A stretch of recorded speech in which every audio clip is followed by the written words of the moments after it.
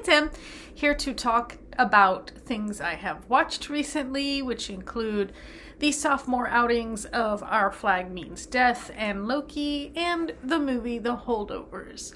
So that's what we'll be talking about today.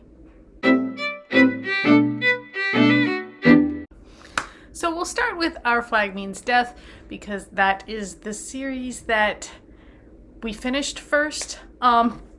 We were watching Loki and Our Flag Means Death in tandem, but Our Flag Means Death kind of released their episodes in batches, so it ended sooner, and it ended. Okay, well, let's just start from the beginning. We last left Steed and his men on a desert island. Lucius had been thrown overboard by Blackbeard, and Blackbeard had gone back to being a rampaging, pirate, out of anger and frustration about him and Steed. And that was a great ending, and we start out with Blackbeard continuing to be a rampaging pirate. Steed and his men, now that Steed has no wealth, he left it all to his wife and kids.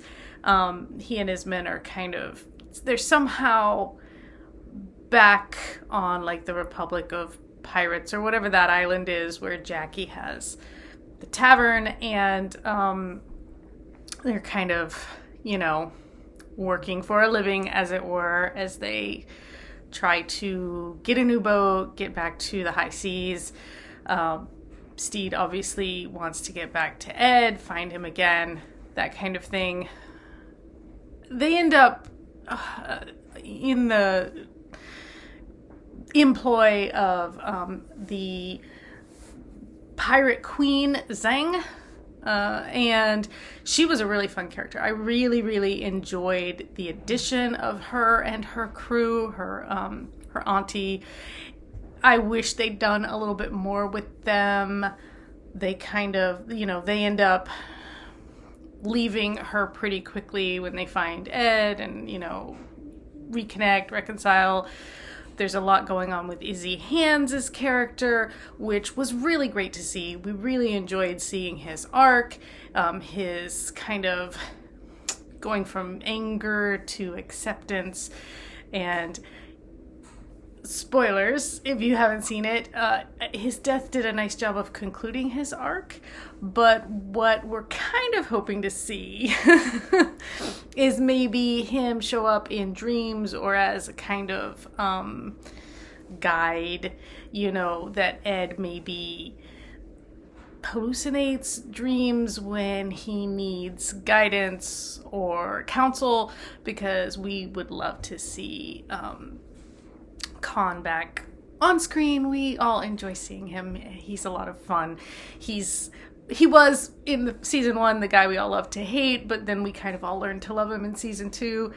And yeah, it was good. I felt like the finale was short and a little bit rushed. We end with Steed and Ed in a hut, starting, I guess, an inn, kind of, while the rest of the crew goes off to pirate some more. I assume there's going to be a third season. I actually haven't looked to see if anything has been decided. It's probably a fine place to end if they don't do another season, but I can't imagine that they wouldn't, unless, the actors and everyone are just kind of we feel done with it. But, yeah, I mean, it was good. What's weird is that overall, I would say I enjoyed it.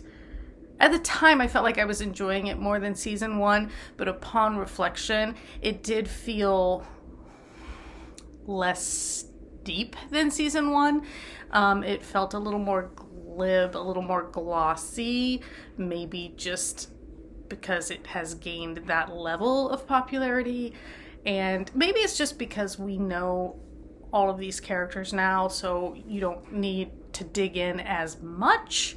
But I don't know. I feel like we could have plumbed the depths a little bit more.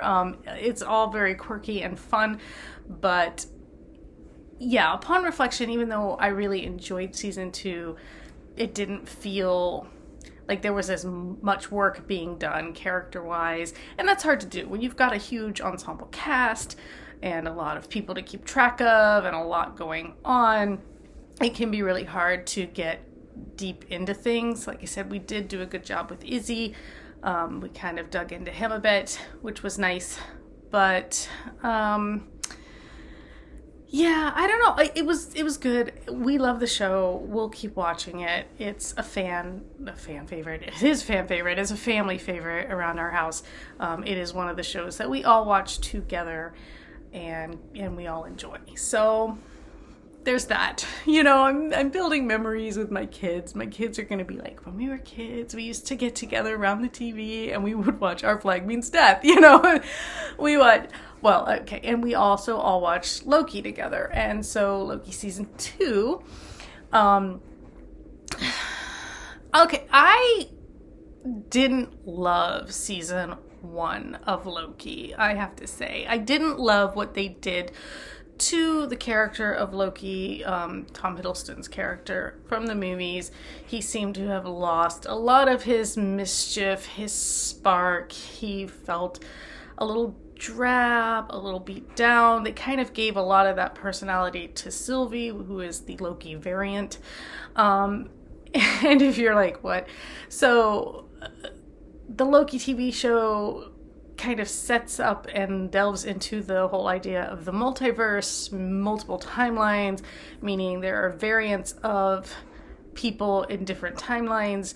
They may look the same, but act differently or dress differently, or they may be completely different in some way, shape, or form. In the case of Loki, Sylvie is a female version of him from another timeline. When there are versions of you on different timelines versus what's known as the sacred timeline, which is kind of, if you think of it as a tree, the sacred timeline is the trunk. It's the part you want to keep intact, and you cut the branches down from anything that is not, you know, useful. You know, if you're an arborist, as it were, then you understand opening the windows of a tree, going in there, cutting out some of the branches so that light gets all the way through and the tree can continue to be nourished. And so the Time Variant Authority, is that what it, TVA? I think that's what it stands for. Anyway, that's their job, is to prune branches and those variants which exist on the branches that are not, you know, part of the trunk, main part of the tree, whatever. Anyway, all this to say, season 1, I just felt like, I remember thinking at the time that they actually should have made Sylvie the main character and had like the Tom Hiddleston Loki, like, and I understand why they didn't. Obviously, Tom Hiddleston's their star. They want to capitalize on that. People are there to see him. And the dynamic between him and Owen Wilson as Mobius is fantastic. So again, they wanted to focus maybe a little bit on that. But overall, I just remember walking away from season 1 going, it was okay. But as somebody who loves Loki, the character from the films, I remember being a little disappointed. That said, I enjoyed season 2 more, I think. And again, I feel like at the time, as I was watching it, I was like, oh, this is much better. But it did feel like a little bit disarranged. And, you know, maybe that's part of just multiverse storytelling. Loki is trying to save branches and variants from pruning, I think. At this point, I'm not even sure anymore, and that might be part of the problem, but I am not one of those people who watches Marvel stuff closely because I just can't care that much anymore. Like, there was a time when I would have tried to follow it all, but at this point, I'm not watching all of the shows. I'm not watching all of the movies. I can't, and I don't want to, and it's starting to feel like homework instead of entertainment, and I know that's something a lot of people have said, so, and yeah, I liked it. I feel like the ending was very good, but maybe the getting there was a little bit. Gotta love the introduction of, I'm gonna say his name wrong. Holdovers. He was a lot of fun as a character. We enjoy him as an actor, and that was delightful. But again, like, we've got this ensemble. We're trying to kind of see everyone, like, who they were in, I guess, the sacred timeline. We see that Mobius was a jet ski salesman, ATVs and jet skis and things like that. We've got one of the characters was like a doctor, maybe a pediatrician. Casey was a convicted felon on Alcatraz, apparently. So it's interesting to see that stuff. OB was a professor, but trying to make it as a science fiction author, to which people like me can relate. Not sci-fi, I don't write sci-fi, but like, it is hard to break in. Not that I've ever snuck in and put my books on a shelf in a store, in a bookstore. I've thought about it, but I've never done it. I don't have the guts, I guess. But in any case, it ends with them. They realize they can't save everybody, right? Or they can, or they can't. I don't know. If you've watched it, explain it to me in the comments. Loki figures out that he can control time. He figures this out, when he's frustrated enough and he wants it bad enough, I guess. And isn't that just life? Like, you're kind of just frustrated with things, and then finally one day, maybe, yes, I don't know, like, something happens and you just take the reins, right?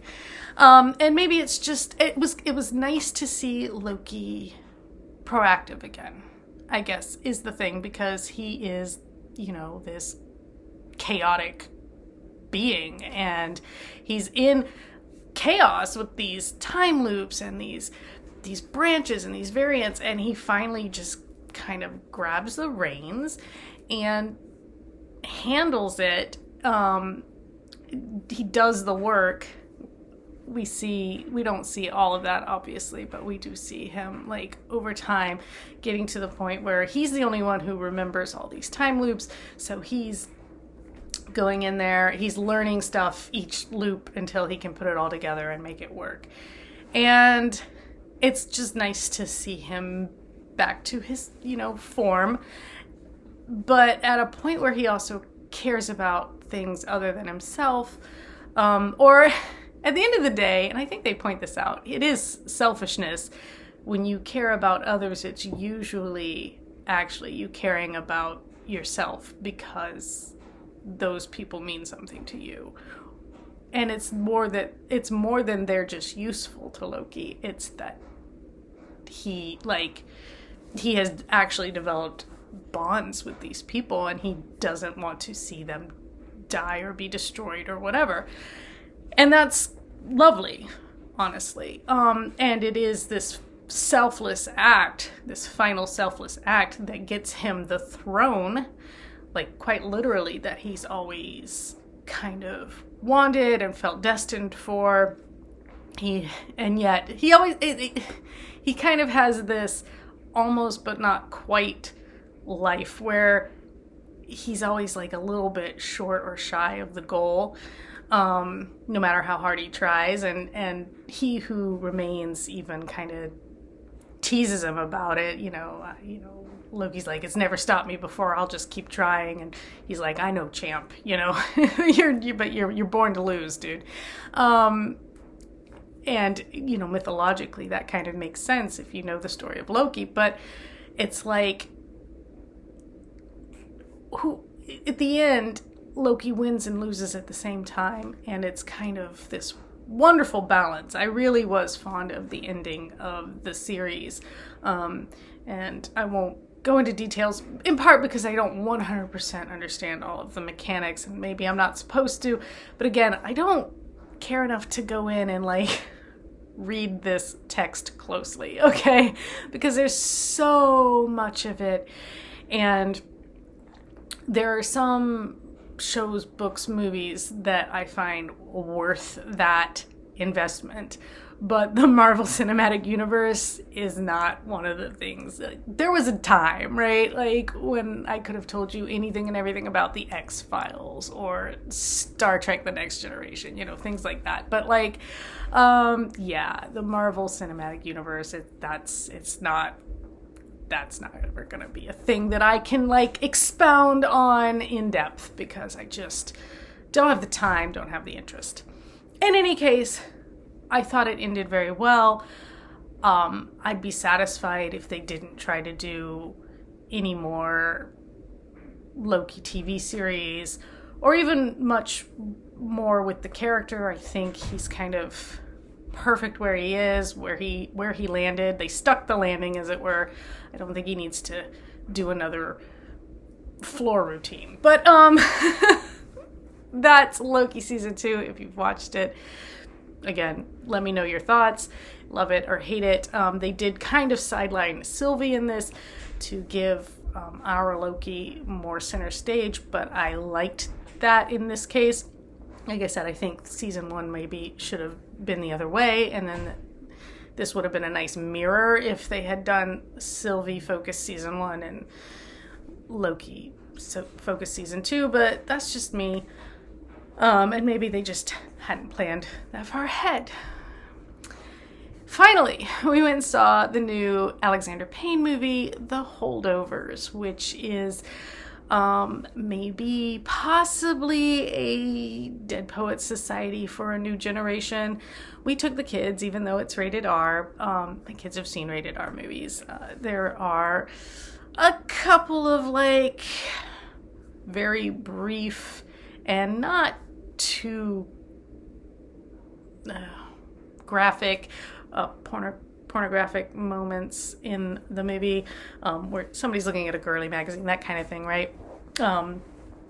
But overall, it was very sweet, bittersweet movie. It is set in 1970 at a all-boys school, and the holdovers are the kids who don't leave for the holiday break, right? The winter break. Paul Giamatti plays Mr. Hunnam. He is the teacher who is tasked with watching the boys who are stuck there during the break. Divine, what's her name? She's also in Only Murders in the Building. Divine Joy Randolph? And I hope I'm saying that right. But she plays Mary, who is the cook, the head, woman in the cafeteria. And she stays to make meals for the boys over the break as well. She is also grieving for her 19-year-old son, who has died in what I assume will be Vietnam. He had gone to the boys' school, because she worked there. He was able to go, and he had wanted to go to college, but couldn't afford it, so he enlisted with the idea that he would then go to college on a GI Bill. And of course, then he lost his life, sadly. And so she's dealing with grief and handling these unruly boys. And then Dominic Sessa, he plays Angus Tully, the main student character. There are some supporting student characters, but basically what happens is all of the boys except Tully are able to go on a skiing trip. They're able to escape basically being stuck at the school the whole break. And Tully and Mr. Hunnam and Mary form this kind of unlikely family, and they get into a few little scrapes and escapades over the break. And it's really, like I said, it's bittersweet. It's got some of that perverse humor, like where you're laughing at something you feel like you shouldn't be laughing at sometimes, or that kind of thing. And it's a really kind of warm film of the kind that you don't see as much these days. I am a little bit biased because, at one point they take a field trip to Boston, and I lived in Boston for 6 years, and then in the suburbs for another 6 years. Boston, like seeing it on the big screen, I literally teared up. I was like, oh my God, I miss it. All my kids were born in Boston. So yeah, like, there was something about the setting and the interactions that spoke to me and touched me. And